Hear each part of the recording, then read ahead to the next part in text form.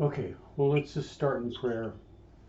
Father, thank you for your word and the guidance it provides. And we're always amazed in what's there and how it really is truly more of a message system than it is a story or anything like that. We ask that as we started this so long ago, that you would reveal yourself to us through these pages and grow us to a point where we understand you as much as we can and that we would choose to walk with you. And we look forward to this opportunity to grow in you. And it's in Jesus' mighty name. Amen. Okay, so um, if you remember the last couple of chapters, last time in chapter 36, we talked about Esau's descendants and his family tree, essentially. But the chapter before that, if you recall, um, Jacob was on his way back. He'd come back actually. He had been through his encounter with Esau for the first time, and then their whole Shechem thing happens. And in chapter 35, at the beginning of it, if you remember, God tells Jacob, "Hey, return to Bethel." And then Jacob did something to address the sin in his camp. He tells everybody, "Hey, you got to put away these idols. You got to purify yourself. You got to change your garments," which signified, hey, if we're going to approach God, we're going to live in a godly way, and we have to change all of these things. And it's interesting that if you remember in that chapter, that after that, Jacob experienced one trial after another. Rebecca's nurse, Deborah, dies. It would appear that Rebecca is already dead. Rachel dies a little after that in childbirth. And you remember the oldest son, Rueben, sleeps with Rachel's handmaid, Bilhah, one of Jacob's wives. And then at the end of that chapter, Isaac actually even dies. Now I do want to point out to you, don't forget, that before all of those trials happened, and this is important to remember, that God reminded Jacob that he's a new man, that he's a new creation, that it's signified in the new name, that God no longer talks to him as Jacob, but as Israel, and that there was this feel as if God was preparing Jacob for what was going to happen. Hey, you're a new man. You're in me, and all this kind of stuff. And so when these trials happen, turn to me. Okay. Now it's interesting to see that because of what's coming next. Okay. Now after that was chapter 35. Then in 36 we read all about the generations of Esau, as I said. And one of the things that we saw there was the completion of how often Esau's family married Canaanites, how to what extent they had fully integrated all of Esau's descendants were married to and living with and creating pagan people and pagan nations and all of these kinds of things. And we talked about the fact that even though Jacob's sons weren't off to a good start, and that there were problems with them without a doubt, that one of the things we were seeing is God knew what he was doing when he chose Jacob to be the bearer of the family name, to inherit the birthright, and to lead ultimately to Jesus. Now, in chapter 37, we start the story of Joseph. And Jacob is a part of that story, but he's not the focus of it by any means. It's really focused on Joseph. And there's a couple of really interesting things that we're going to see. And I, as I tend to do, I just want to tell you up front at least some of these things, so you can see them. So, one way to think about this is we're going to start to see as we focus on Joseph how God uses him within the family. Okay. Now, maybe a little bit more accurately, what we're going to see is how God develops and grows Joseph so he's then able to be used for God's plans. And if you think about it, we're going to start to see some really important things. So in chapter 37 and in 39, we're going to skip in 38 and look at Judah for a minute, and I'll tell you about that later. But in chapter 37 and the first part of 39, it's really about preparation. It's about God preparing Joseph, which is really interesting when in chapter 35 we saw God prepare Jacob before he went through all those trials. Okay, so see that pattern, okay?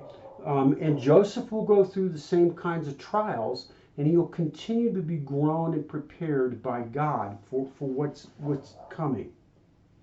Now, as we've talked about this family of Abraham and then Isaac, and in between, not just Isaac, but Ishmael and his role, and then Isaac with the twins and their two roles, you might have realized on several occasions I've made the point, notice how the family is slipping away from God. Abraham essentially sets the standard. He's not perfect, but he keeps coming back to God, and he becomes more and more obedient throughout his life. Isaac was obedient and patient and clearly a man of prayer until he stopped praying. And then everything kind of fell apart for him. Okay, and Jacob, we've seen, is this great deceiver, and he's had all kinds of problems, and he basically said at first, well, God, if you meet me on my terms, I'll follow you, and you can be my God. And God had to break him to get him past that.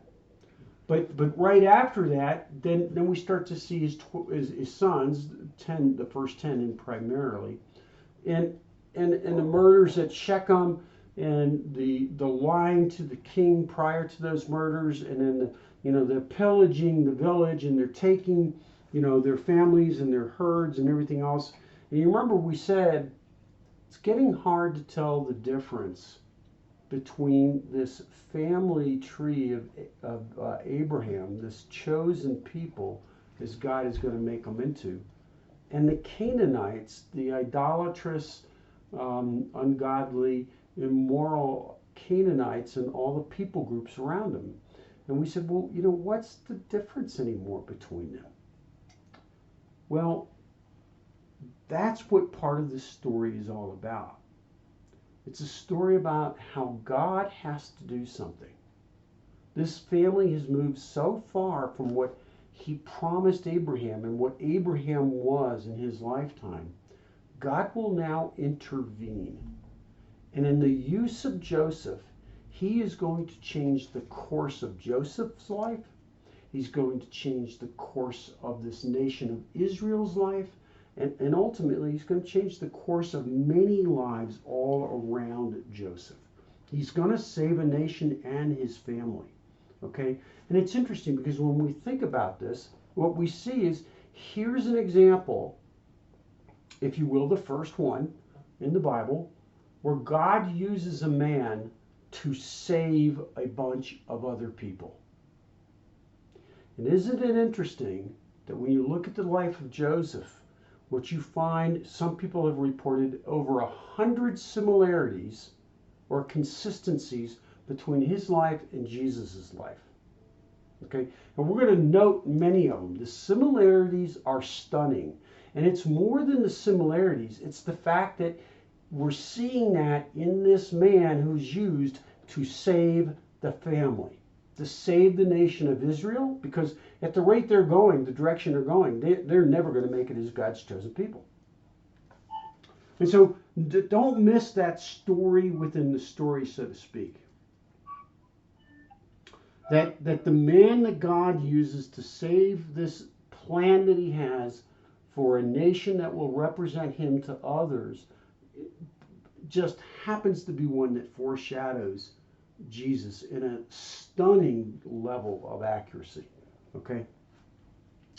Now, one last thing before starting, and this is also worth just talking about for a minute. We've talked about, and we may not really been aware of it, I've talked about it as we go, but but here we're going to pull it all together.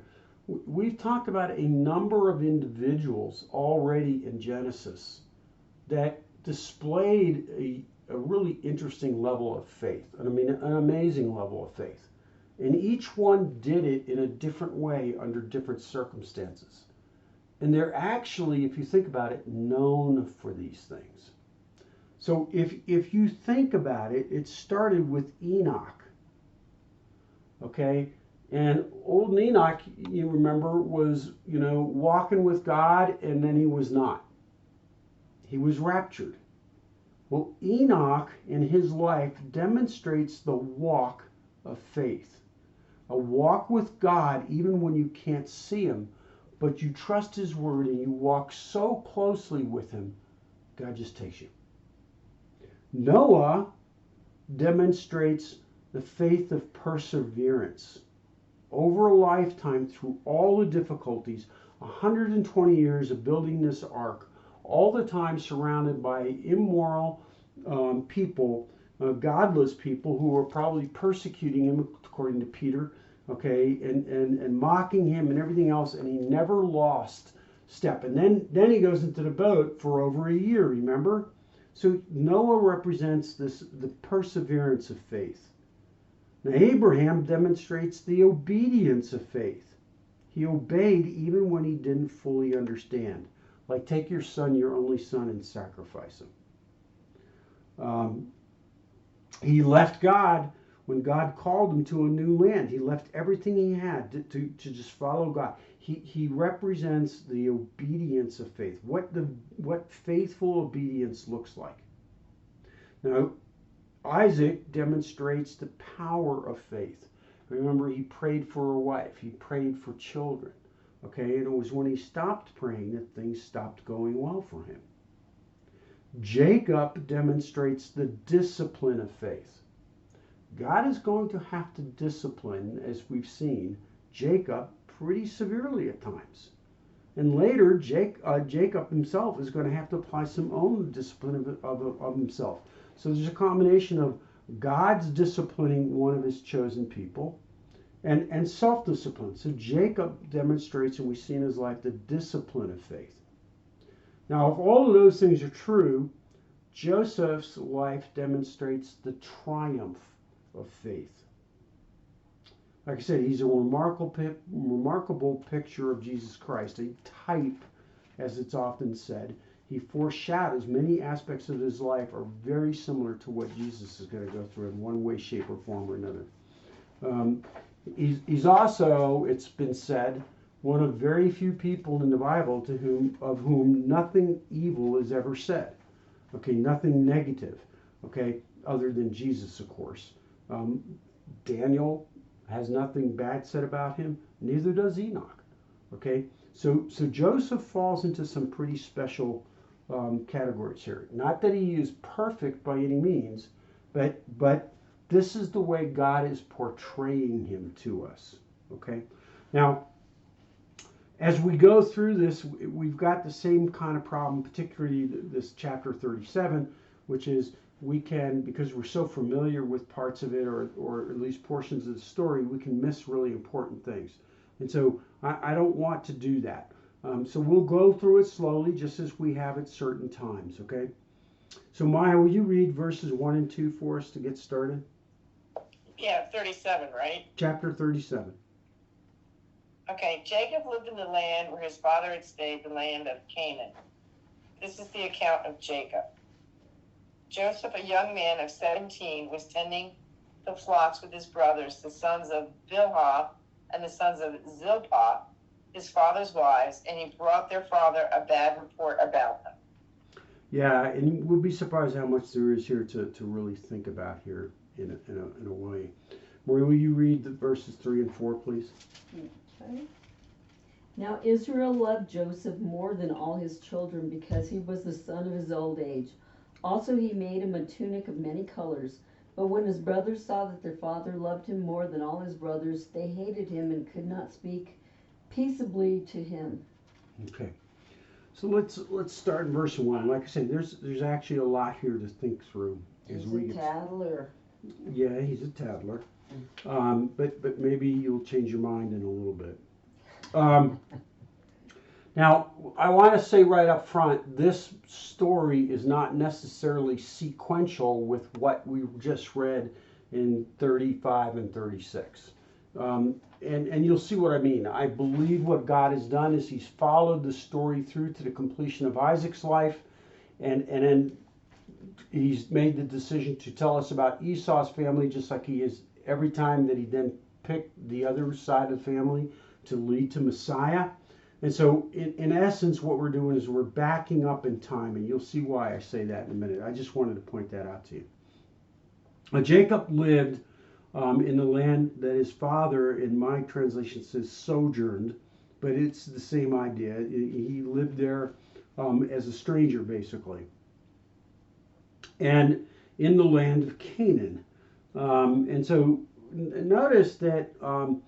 The first thing is Jacob lived in the land where his father had sojourned. Now Jacob has moved around quite a lot, right?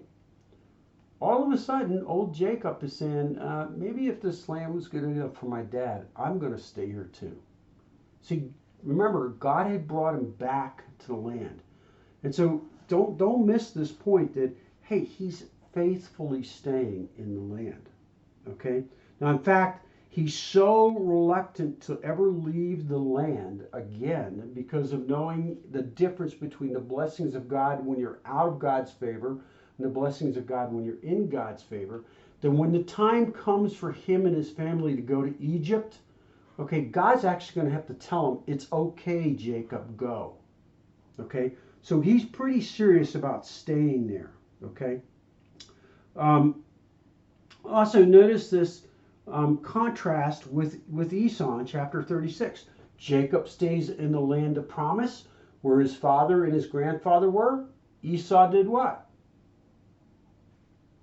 Pulled up stakes and left. What's that? You went and lived with the bad people. He went and left. He left at the promised land and he intermingled and intermarried extensively with them. Okay?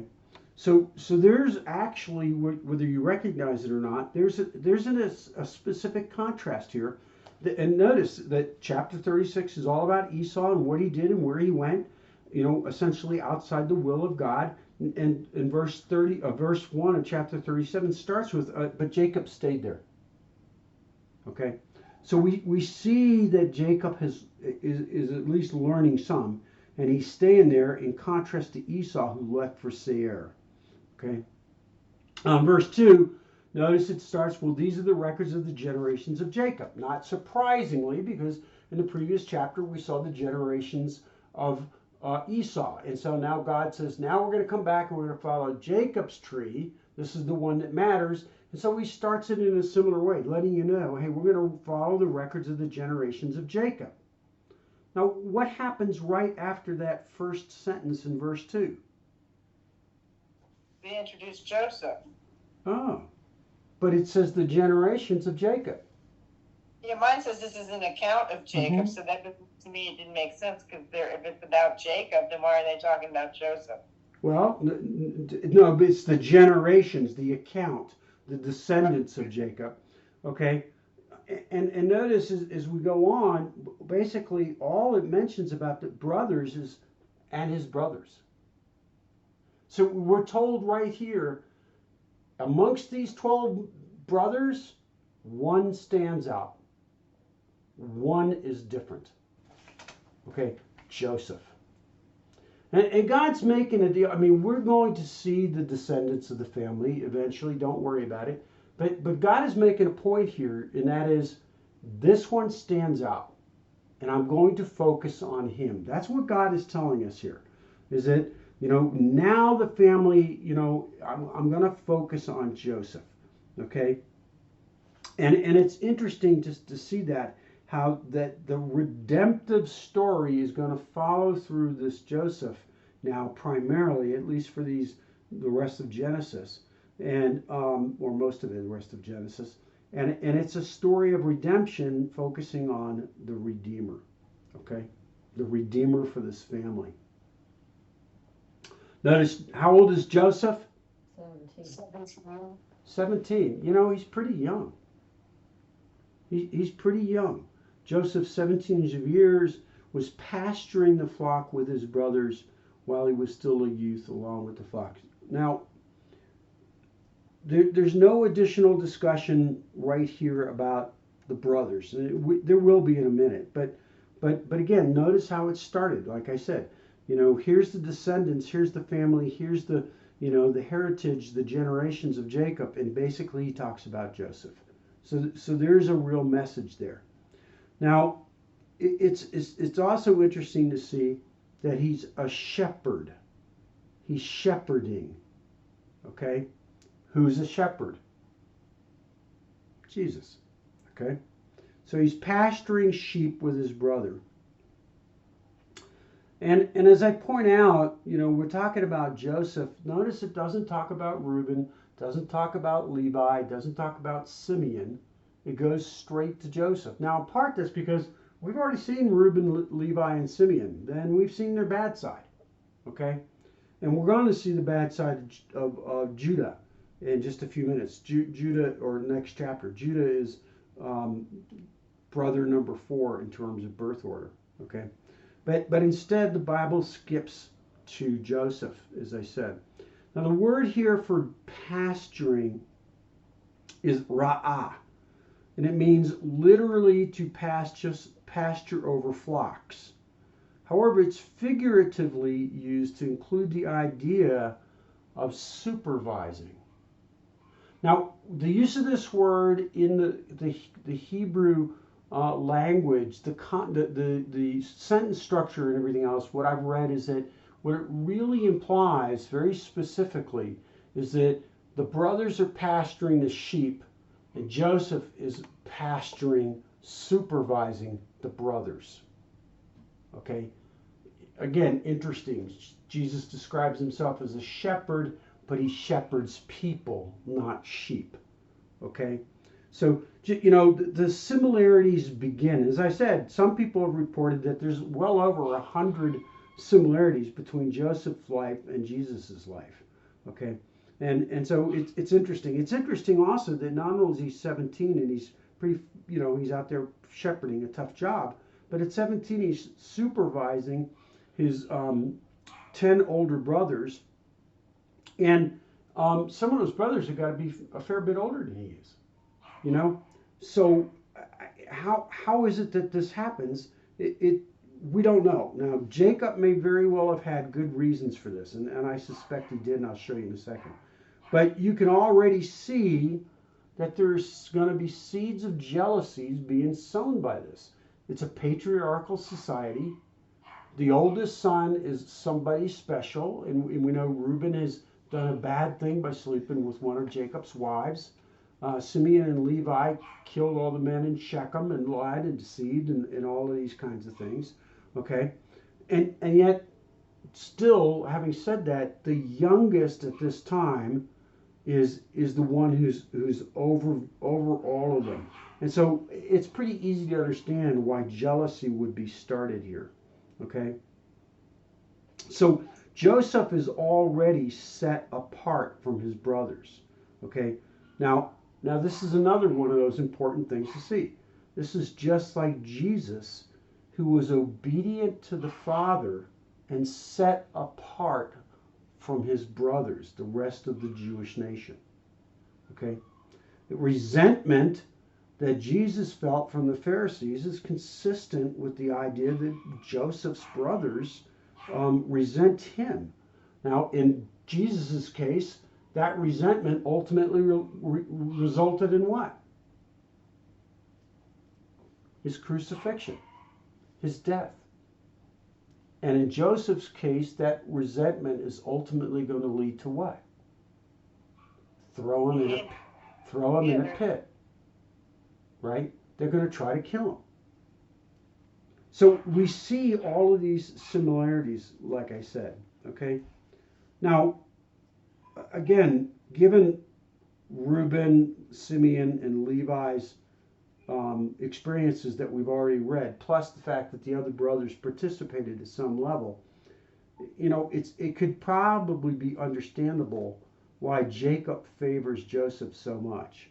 Okay, Because he's Rachel's, right? well, in part because he's Rachel's, but also because he's obedient to the father. Okay. Okay, so I mean, there's a lot of good ideas, a lot of good reasons. The favoritism one because he's Rachel's son, I don't think that's a particularly good one actually. But if he's responsive and he's accountable and everything else, and we've seen the nature of the other brothers, well, why wouldn't you put him in charge? And yet it's interesting because Jacob, he knows from firsthand experience what happens when parents start to play preferential treatment of their kids. And he does it anyhow. So a lot of background there. So they're out there pasturing flocks. Joseph is with them. Joseph seems to be having a role of oversight. And end of verse 2 we read, and Joseph brought back a bad report about them to their father. Now the word here for bad is ra, and it can mean bad, but more often it actually is used to mean evil or wicked. Okay? They're doing things they shouldn't be doing. And Joseph comes back and tells his father Jacob. He's obedient to the father. Despite the ramifications that he probably knows are going to come his way, Joseph is loyal to the father. Again, this imagery here. Okay? Joseph, just like Jesus, was loyal to the father. Okay?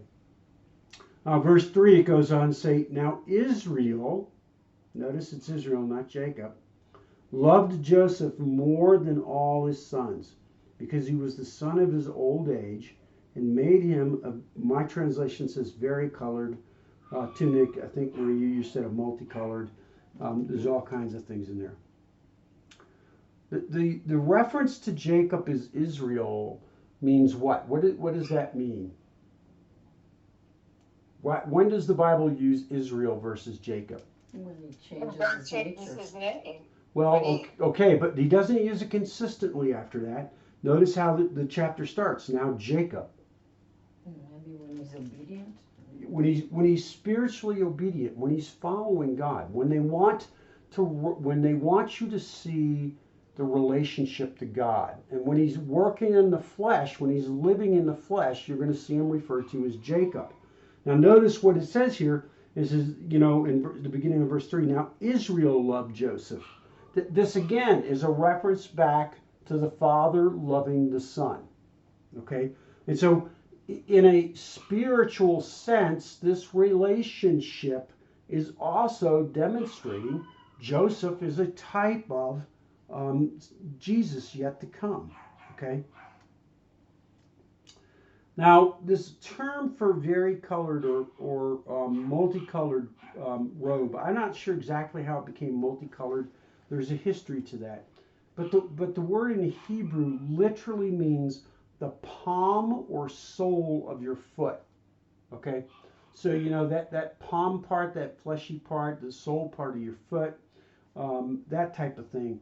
And in relation to a tunic like here, it literally means a really long tunic, a tunic that came down to his wrists and down to his ankles probably. Okay? Now, the reason that's important to see is that a long coat like that generally signified a position of favor or of princely standing or of birthright. Okay? Now, the reason that's important to see is because Jacob gave Joseph this cloak, right? And when he gives it to him, what is he basically saying? I like you the best. Well, and beyond that, more than that. I don't know. Here's the princely robe. I'm giving you the mantle. He's basically telling the other boys, Joseph is going to get the birthright. Okay? He's tipping his hand. He's saying the birthright is coming this way. Okay? It's an early indication that Joseph would inherit the family blessing and the birthright from Jacob. That's what Jacob's doing. Now, can you see why the older brothers, the older 10 brothers, would be ticked about this? Yeah, you're taking the baby, you're putting him in charge of us. He's only 17. You know, we've been herding sheep for 10 years. You're putting him in charge. He's bringing back bad reports, and you're giving him a coat that signifies he's special and he's going to get the birthright. So you can see all of these seeds for a dysfunctional family just right here in the first few verses. Now in 1 Chronicles,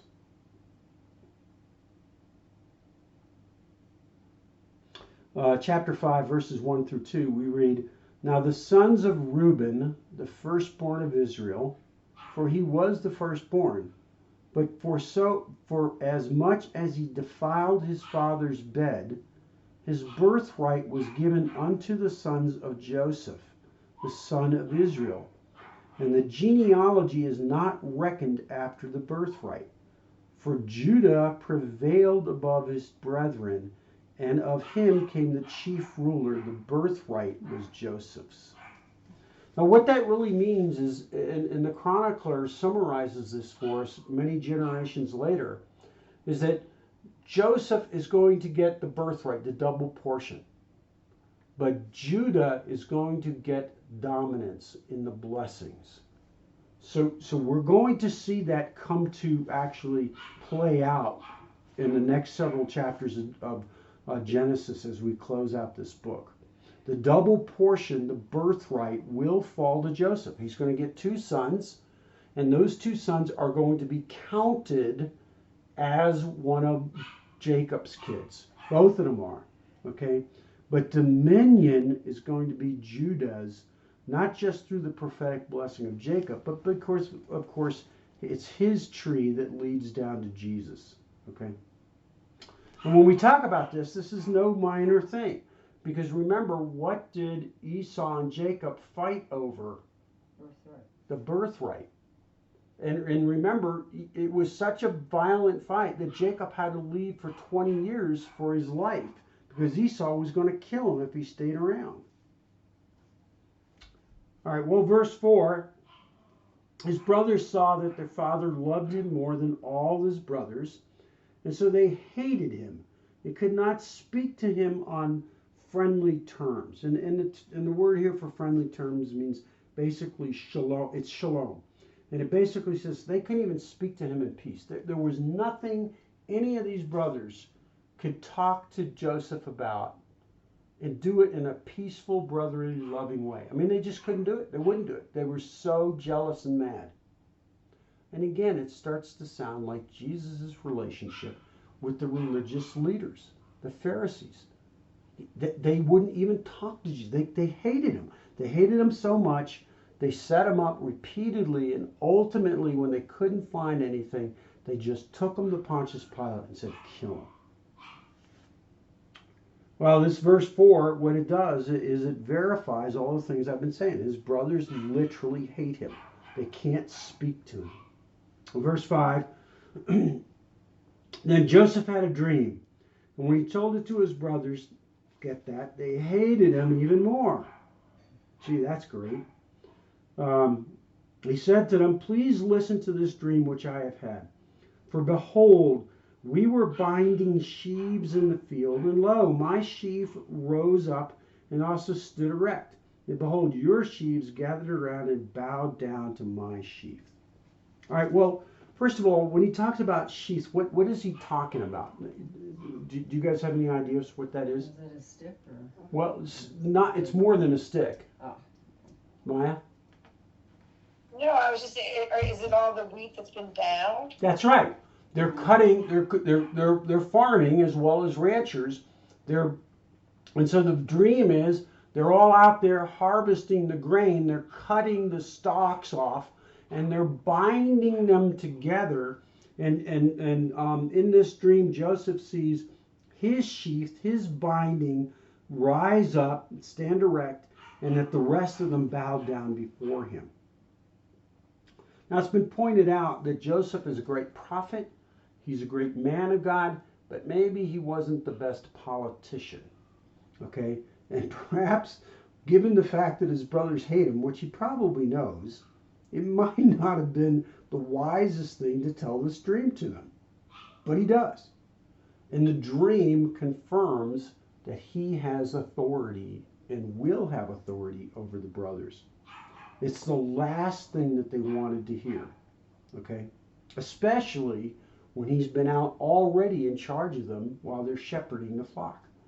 Now he's having dreams that say, "Hey, you guys are going to, bow down to me. I'm going to be over you, for all time."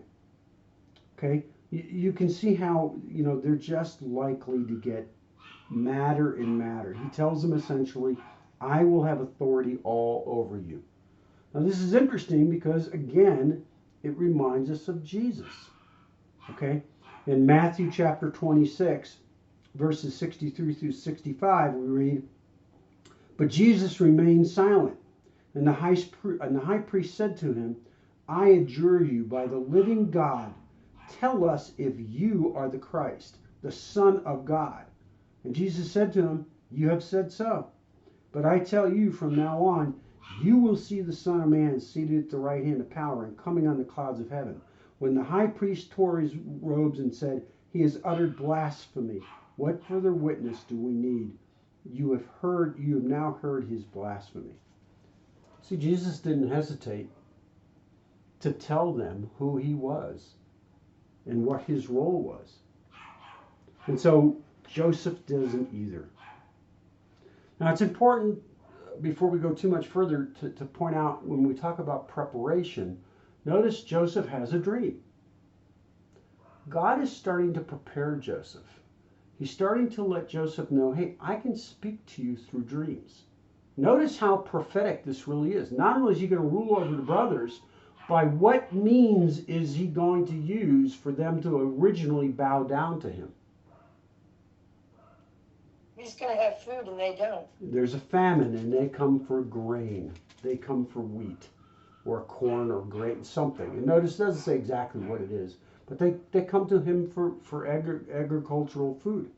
Okay? And that's exactly what's going to happen. So the dream is going to be fulfilled in Joseph's life. And I think personally, and a lot of people will disagree with this, and you're welcome to be one of them, I think God still speaks to people in dreams. Okay? Maybe not everybody, maybe not all the time, but there are pretty well documented experiences right now in many places across this world where Christianity is outlawed. It's stringently, people are stringently persecuted and put to death for it.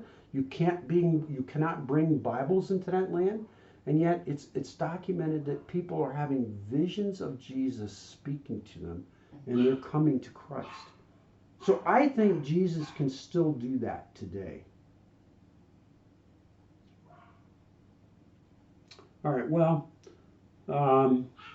he says to them, "Listen to this dream," and he tells them about the dream, and then the brother's response, verse 8, "Then his brothers said to him, 'Are you actually going to reign over us? Or are you really going to rule over us?' So they hated him even more for his dreams and for his words." See, it's one thing if Jacob puts him in a position where it looks like that's like what's going to happen. But now it's something completely different, because now Joseph is saying, "Oh, I'm even having dreams that it says this is going to happen." So again, like I say, you can see how this is all getting set up for a huge problem. Verse 10, he related it to his father and to his brothers, and his father rebuked him and said to him, "What is this dream that you have said? Shall I and your mother and your brothers actually come to bow ourselves down before you to the ground?" This time he tells it to his father. What's Jacob's response here? Almost the same as the brothers. Isn't that interesting? It's someone, Jacob, the patriarch, is saying, "Are you telling me I'm going to bow down to you?" Well, of course he is, yeah. He certainly is. He's got that right. But notice this nature of man that we're seeing. This idea of, I'm not submitting, I'm not bowing down to anybody. You're just my brother. Who are you? You know? And don't miss the point that at least at times, Jesus's father and mother didn't fully understand who he was or what this was going to be, and his half brothers completely rejected him until at least after the resurrection and the ascension. Okay, so we see all of this stuff setting up. Now, also notice that Jacob's response is, "Shall I and your mother?" Now, remember when Isaac died and we read through it, we talked about the fact that, perhaps Jacob and Esau had actually come down and been living there for a while with Isaac before he died.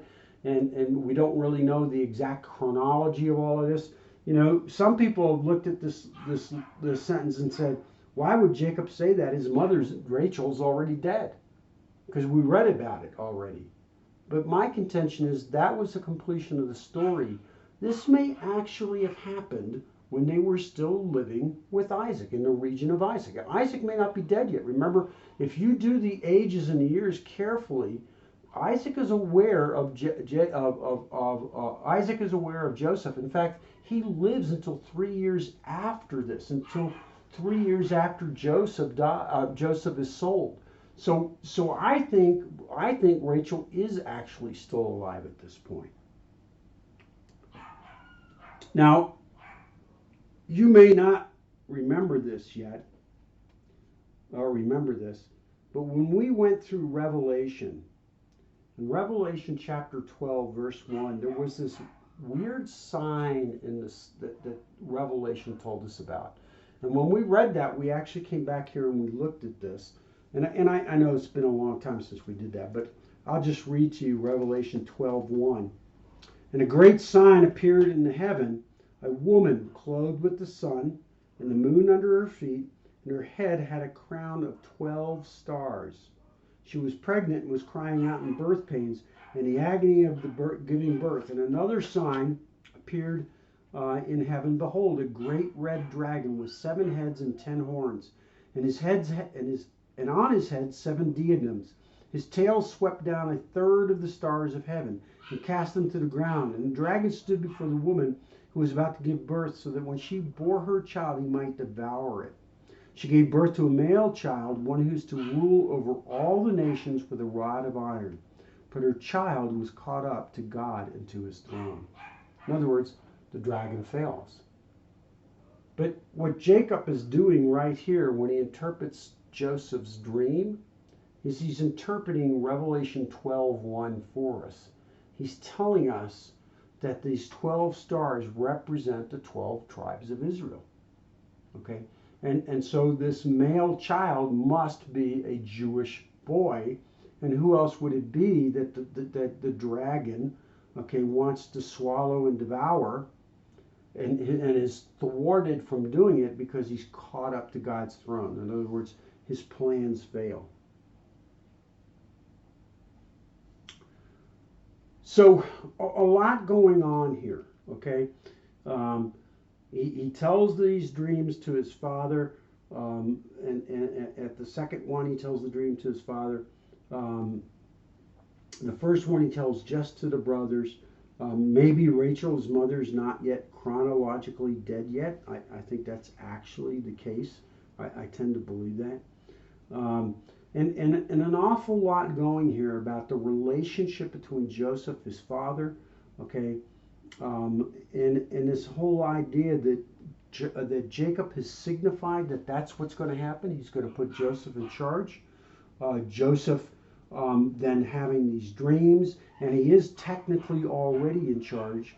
And so it's really interesting. Now when we talk about this last dream, like I said, Jacob interpreted it for us.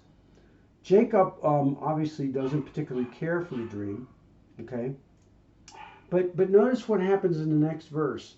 His brothers were jealous of him, but his father kept the saying in mind.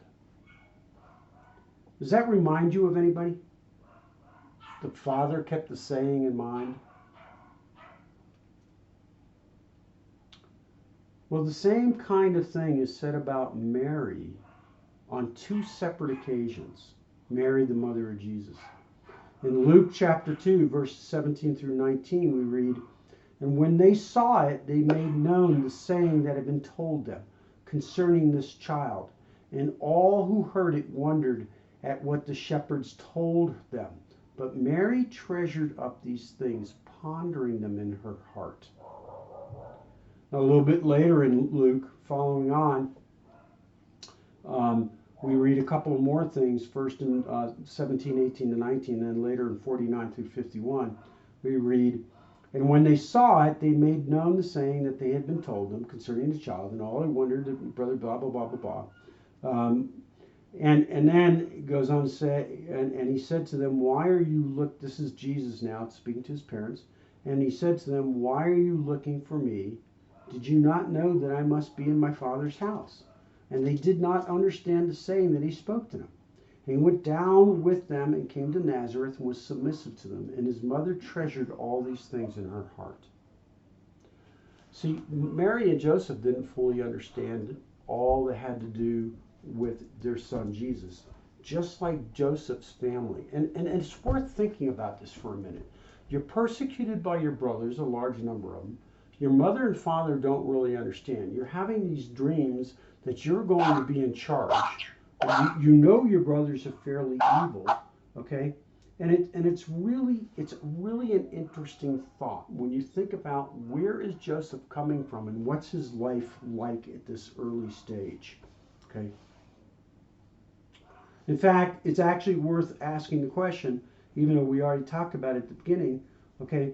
Why does God choose to have Joseph's life so closely foreshadow Jesus' life? Well, like I say, partly because Joseph is going to save the nation, and so he foreshadows the fact that Jesus is there to save the nation. He's the Messiah for Israel. Okay? But perhaps more than that, what God is saying is, look at this situation. Look how low this family has sunk from a level of immorality, from a level of sin, from the standard that their grandfather, their father, their great-grandfather Abraham set for me in terms of walking with me. And when he raises up Joseph and he fixes this family situation, what's he really saying? I can raise up somebody that's going to redeem you all. If I can raise up somebody who will redeem this family out of famine, will redeem this family from the sinful way they're going, redeem this family tree so that ultimately my Messiah can come from it, I can raise up a redeemer for all of mankind. So there's all these points that we see about Joseph's life, everything that he starts doing, and the situation that exists beforehand. And as I said, and in the end, even though he is going to go through some terrible trials, okay, his is the faith of triumph, the triumph of faith, if you will, because he stays so close to God that ultimately it's going to be that he's going to be the one that saves this family, and the famine will be part of God's way of making this happen. So we're seeing all kinds of things happening here, including God's providence behind the scene as these things play out. Now, I think rather than starting into the next part about Joseph being sold, we'll save that for next week. So we'll stop a little bit early right now because. Can I just ask a question? Yeah. Do you think Joseph is humble, or do you think he says this sneeringly to his brothers, or is he just saying, "Hey guys, this is what I dreamed"?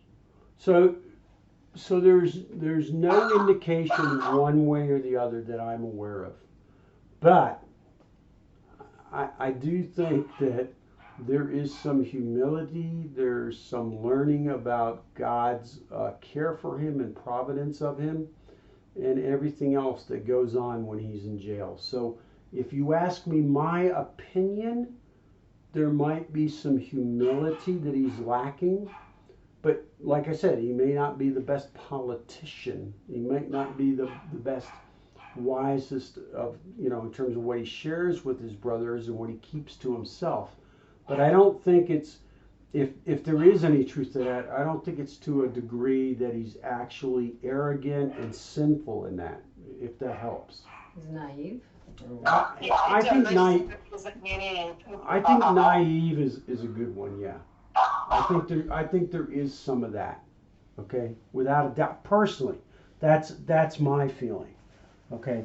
And you know, God's going to grow him up, and God's going to work him as well, you know, change him, okay.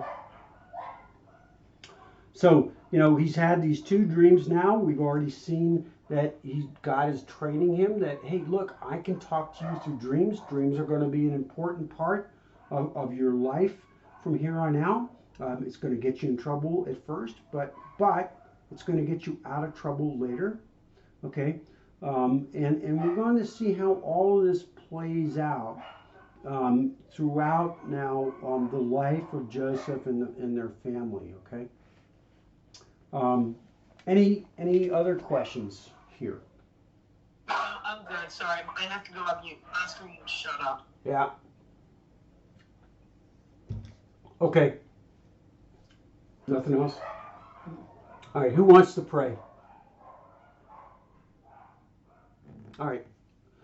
Well, Father, you know, it's so cool to see in this man's life, thousands of years ago, thousands of years before Jesus, the foreshadowing and the connection, not just in the details of his life, but in how you used him. And that in there we get a little bit of insight of Jesus. And knowing that it was actually all part of your plan from beforehand. And we see here, essentially, you're explaining a little bit more detail to the patriarchs. This is how I'm going to bless all the nations of the world through you. Because there's one coming who's going to be like this son, who is going to provide for you, who's going to take you out of famine, out of poverty, and out of desperate straits, just like I'm going to bring that Messiah. Father, help us as we go through this week to remember that Jesus is just as active in our lives, that you are just as aware of where we are, what we need, and that you have your hand on everything. No matter what it appears like, no matter what it seems like, you are in control, and we don't have to worry about these things, even if we go through trials, even if we go through persecution, even if our own family doesn't understand us, that you are there for us at all times. And we pray all these things gratefully in the mighty name of Jesus. Amen. Amen. Amen. Thank you, Eric. That was a good one. Thank you.